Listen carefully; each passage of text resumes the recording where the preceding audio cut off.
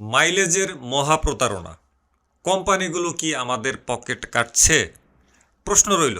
আচ্ছা, একটা কথা ভাবুন তো, আপনি যখন শোরুমে যান একটা ব্র্যান্ড নিউ মোটরসাইকেল কেনার জন্য, সেলসম্যান বুক ফুলিয়ে বলে, স্যার বা ভাই, এই বাইকে ৬০-৬৫ মাইলেজ পাবেন নিশ্চিত। আপনিও কিন্তু সেই আশায় পকেটের তিল তিল করে জমানো টাকা দিয়ে সেই বাইকটা কিনলেন, কিন্তু ১ মাস চালানোর পর দেখলেন মাইলেজ পাচ্ছেন টেনে টুনে ৪০ কি ৪৫ কিলোমিটার প্রতি লিটারে। বাকি ১৫-২০ কিলোমিটার গেল কই? বাতাসে উড়ে গেল? নাকি কোম্পানিগুলো দিনের আলোতে আপনার পকেটে সিঁধ কাটছে? আজকের ভিডিওতে আমরা বাংলাদেশের মোটরসাইকেল মাইলেজের মহাপ্রতারণা বা গ্রেট মাইলেজ মিথ নিয়ে কথা বলবো।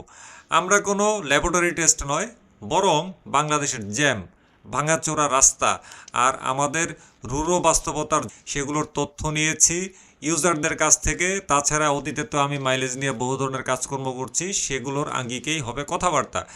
আজ পর্দার পেছনের সেই সত্যটা বেরিয়ে আসবে, যেটা কোম্পানিগুলো আপনাকে কখনো জানতে দিতে চায় না।